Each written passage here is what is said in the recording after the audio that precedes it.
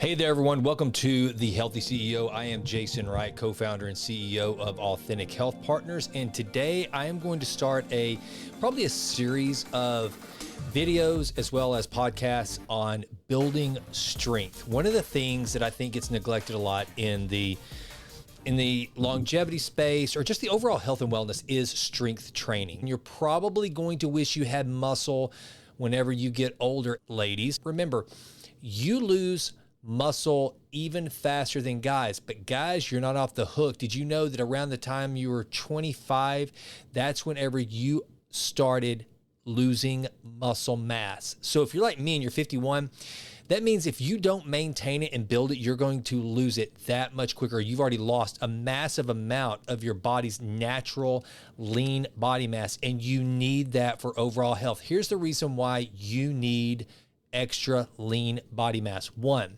it helps you to continue to be insulin sensitive. Okay, you want insulin sensitivity as you grow older. Your pancreas is going to naturally weaken over time, and your body is going to adapt to the insulin that it produces. And so therefore it's going to have to produce more to do the same job unless you take steps to create insulin sensitivity. So that's one thing. Two, and probably most important, functionality. Lean body mass, strength, muscle, that is going to just help you function in life better. It's also going to help you to stay protected against bad falls. Most people, whenever they're older and they fall and they break a hip or a femur or something like that, they did it because they didn't have enough lean body mass to support them and protect them. And so therefore they're more fragile. And if you want to be resilient as you get older, you're going to have to add some lean body mass. Now, one of the strength coaches that I have watched for years is a guy named Pavel Tsatsouline, who is, I'm pretty sure he is originally from the former Soviet Union. And he's the guy that he had a whole series of videos called Enter the Kettlebell. Comrade, enter the kettlebell. It has been weeding out weakness out of the Russian gene pool for 300 years. Now, it's your chance to get disissified. Americans, when they walk forward, they fall forward and catch themselves. Russians, they proudly lead with their bellies. You know, the belly shows up first around the corner, then the rest of the Russian shows up. So whatever cultural reasons, Russians' backs and hip flexors are loose, and Americans are tight. And we're here to fix it. Just loosen up the shoulder girdle of yours, because you're tight, and I'll fix it. Comrade, swinging an iron bowl overhead can be dangerous to your health, and any moron should understand that. And you always must exercise good judgment. And if you don't have good judgment, why don't you stand the machines, you big sissy? And comrade, if you must use those metrosexual hand creams or whatever, just use that. That's all right. I give you permission. And the kettlebell didn't turn out just right. It goes to the junk pile of history next to communism. Hey there, folks. I just want to remind you this episode of The Healthy CEO is brought to you, as always, by Authentic Health. Go to shopauthentic.health.com, and there you will find the foundational stack. That's F1, F2, F3, your essential nutrients, your essential fats, and your essential amino acids. And don't forget to use promo code JASON for a 10% discount. This is the stack I take every single day for more energy, for better cellular health. Those phospholipids in the essential fats are going to make sure that you have a strong cellular membrane, and then the essential nutrients are going to make sure that your mitochondrial health stays efficient and effective. Go to shopauthentic.health.com right now. Use promo code JASON. And now, back to the show. Not only is he the guy that introduced the kettlebell to physical training in America for the most part, he is also just a brilliant guy. I mean, when you listen to Pavel talk, first of all, he sounds like the type of guy that would train either a James Bond villain or James Bond himself, because he's got this cool Eastern European accent. He sounds like he would probably be training someone that was out to get James Bond. And that's just one of the things I like him. And he's also very no nonsense. And another thing, you look at this guy. This guy is incredibly strong. His advice is always get stronger. What can I do to get healthier? Get stronger. What should I do next? Get stronger. That's his answer for everything with regard to health. And if you look at him, he is not a super jacked guy at all. He's just lean, he is strong, and he is incredibly healthy. Well, he is the guy who I'm pretty sure coined this term, greasing the groove. Now, the reason why I am starting this series out on strength training with greasing the groove and Pavel Tsatsouline is because it's something everyone can do, understand, and should do. Okay? So, before we even get into the video, I just want you to know right now, I don't care who you are. I don't care what age you are. I don't care if you're male. I don't care if you're female. You should be strength training. You should be lifting heavy objects on a regular basis. But there's got to be some sort of discipline or form to it. You've got to have a strategy to it. So I thought one of the things that we would do is talk about greasing the groove and let Pavel Tsatsouline talk about why it's important, why it's sustainable, and why it's so effective. This was originally aired on an episode of the Andrew Huberman podcast. I will link to the full podcast in the show notes so that you have that, and I encourage you to go watch it. I think this is one of the most important ideas for strength training. So listen to what Pavel says, and then I'll be back at the end to wrap it up. And then I'm going to do this. Like I said, I want to do an entire series on training. I'm looking at changing some things up. I did bench press for the first time, a barbell bench press for the first time in a long, long time yesterday. And I'm just trying to figure out different ways to add strength and lean body mass. And ladies that I mentioned earlier, you don't want to bulk. I'm the same way. I'm naturally a bulky guy. I guess I'm kind of an endomorph, so I can just kind of look at weights and kind of get bulky. I will never get to have that amazing Brad Pitt Fight Club body. I mean, that's what all of us guys really are shooting for. I'm just kind of a bulkier guy. But you know what? I've kind of reached the point where I don't care. Even if I have to get a little bulkier than I want to be, I need the muscle. The older I get, the harder it's going to be to build. It's going to be harder for all of you listening to this to build. So we've got to find ways to add some new adaptations and different things into our routines to stay strong, to use different muscles. I'm using some different things, and I thought, well, while I'm researching it for myself, I bring it on here to the Healthy CEO and give you some tips, tools, and tactics for increasing your strength and lean body mass because it's so critical as we get older. So without further ado, here is Pavel Tsatsouline talking about greasing the groove. So first I'll talk about the neural component, then we're going to talk about the frequency and the morphological adaptation, structural adaptations as it leads. So ladies and gentlemen, grease the groove, we are talking about, let's use an analogy.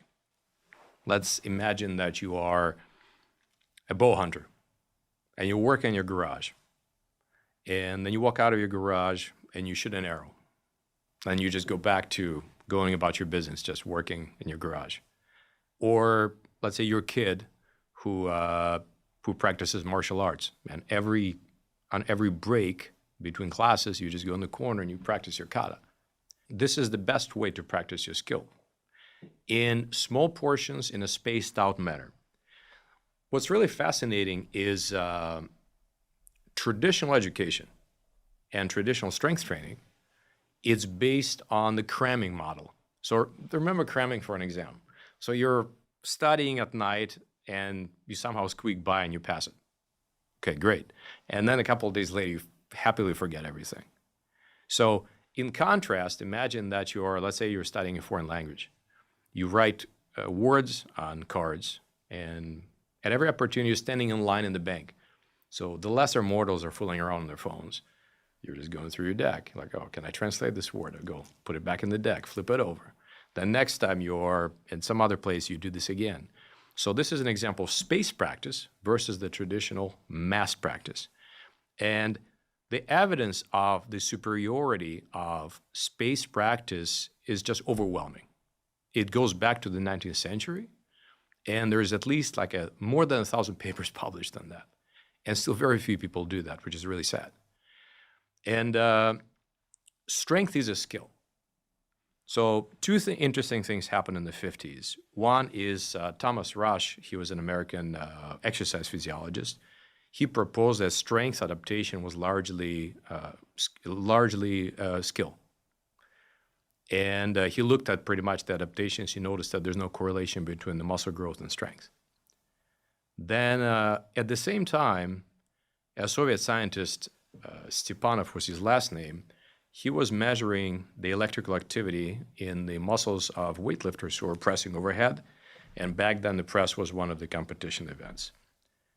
And what he found is, as the athletes got stronger after some months, the EMGs started dropping off when they're lifting the same weights. So pretty much he found out that the nervous system activity became more economical. They were able to try less hard, yet still lift the same weights. Or pretty much they could try harder and lift even heavier weights. And hypertrophy could not explain that, because in the 50s, the Soviets were very anti-hypertrophy. They were just doing doubles, triples, singles pretty much. So if we look at what's going on, it's the Hebbian mechanisms. So pretty much every time that you activate a particular connection, synaptic connection, between the neurons, that connection becomes stronger. So if you do it over and over and over. So the grease to groove is the analogy is that command that's coming in from your brain to your muscles, that's the groove. That's that pathway. And the more you use it, pretty much the more greased it becomes. So it's like becomes a superconductor. So in the future, you don't have to try as hard to lift the same amount of weight, or you can try the same amount and you can lift harder. So we haven't even addressed the neural drive yet. We just pretty much made the motor neurons more responsive to it. And it's a very easy and very simple way to train. And strength comes very easily and very, very unexpectedly. To make sure that it does happen, you have to address the issue of specificity. So specificity pretty much means, without getting too much into the weeds, to get stronger, first of all, you need to lift weights that are heavy enough. And if you're looking about percentages of 1 rep max, we're looking at like 75 to 85 typically. If you go too light, you don't make the impression on your nervous system, and it's just not specific enough. If you go too heavy, very quickly, you're just going to burn yourself out. And so pretty much like it's a weight that's heavy enough to respect and light enough not to fear. And the second of all, and this is very surprising, is you only do about half or fewer reps that you possibly could do. So for example, let's say that you're lifting 80% of your 1 rep max. And let's say that you're able to do 8 reps maximum with it. We're just fairly common. Well, you're only going to do about 3 to 4 reps per set, and that's it. And the gym bros at this point go crazy, like, where's the intensity? Well, intensity in strength training is just how heavy the weight is. It has nothing to do with the effort. And it's been proven over and over that that's much more important than how hard you're exerting yourself. There are times for that. There are absolutely times for that. But if the weight is heavy enough, and if you do half the repetitions that you possibly could do, you're going to get stronger. It's very safe, and you're not going to burn out psychologically, and it's also very easy on your body. So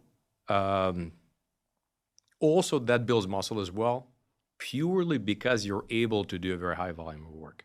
I'm not able to explain the mechanism, why it builds muscle, but as the Soviets found out in weightlifting research, there's a correlation between the volume and Robert Roman, between the volume and the hypertrophy, everything else being equal, you're going to get bigger. So almost every day you're doing the sets of 3, 4 reps, maybe even 5, and they start adding up. And before you know it, you're stronger, and at the same time you have developed muscle. So to summarize the grease to groove, you're trying to train moderately heavy as often as possible while staying as fresh as possible. And if you decide to do it in the gym, a very simple protocol would be a set every 10 minutes. It sounds really bizarre. Like, why? Why would you rest for so long?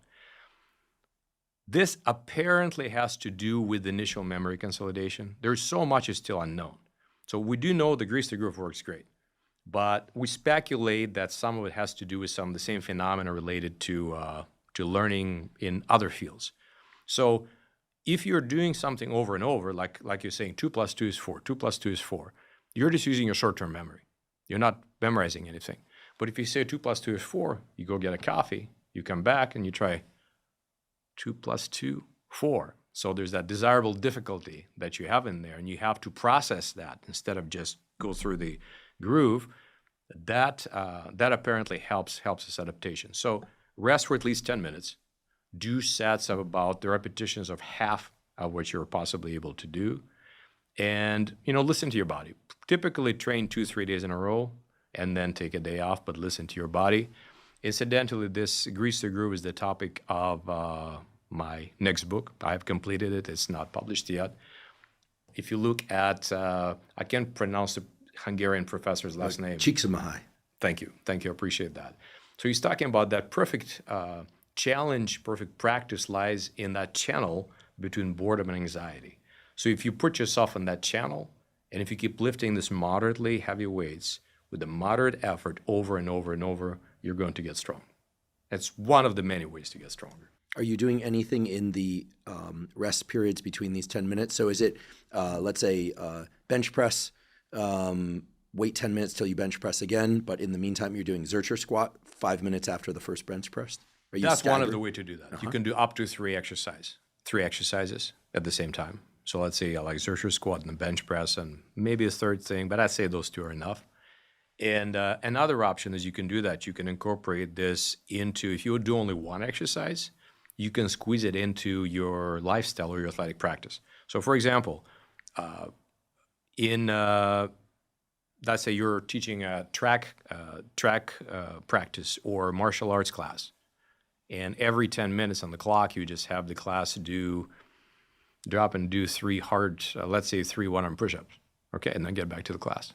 So there's no interference whatsoever. In fact, it's better than no interference. Back in the 60s, Soviets found out something called the strength after effect. So if you do strength work that's not exhausting in nature and that's not novel to you, it has a tonic effect just for anything that you can do with your brain or with your body, anything. So what they would even do, some coaches would do so-called strength warm-up. They would warm up as usual for a track class, let's say, track practice. Then they would do, let's say, 3 sets of 3 or something like with 80% max, which is not much. And they start their practice. Then the coach noticed that the athletes are starting to droop a little. He'll repeat that, and he might repeat that up to 3 times. So what you have is by having this short, very small dose, like a nano practice of strength, you rejuvenate yourself and your productivity increases so much.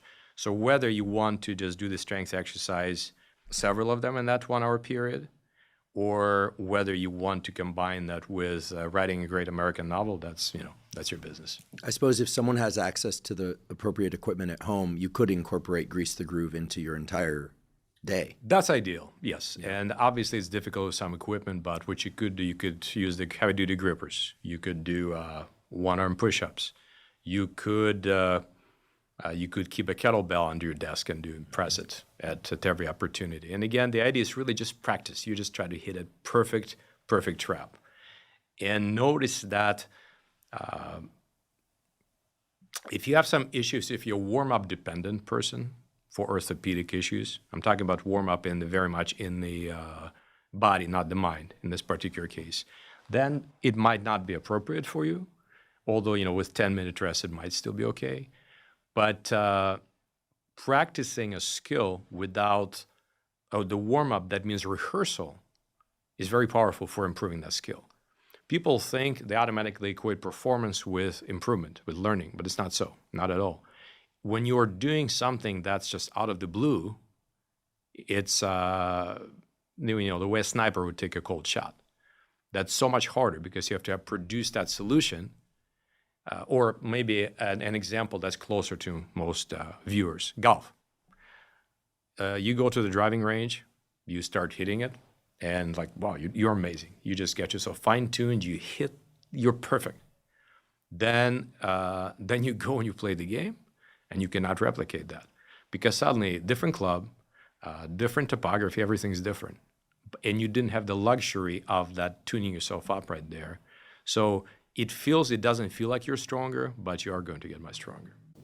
And that's exactly what I want you to do. Get much stronger. I'm Jason. I'm the Healthy CEO. I'm out. The content provided in this podcast, The Healthy CEO, is for informational and educational purposes only and is not intended as a substitute for professional medical advice, diagnosis, or treatment. Always seek the advice of your physician or other qualified health provider with any questions you may have regarding a medical condition. The opinions expressed by our hosts and guests are their own and do not necessarily reflect the views of the Healthy CEO. Any information provided by our hosts or guests, including any physicians who may appear on the podcast, is solely for informational purposes and does not create any doctor-patient relationship. Listeners are advised to consult with their healthcare providers before making any changes to their health routines. The Healthy CEO and its affiliates assume no responsibility or liability for any consequence resulting directly or indirectly from any action or inaction you take based on the information provided in this podcast.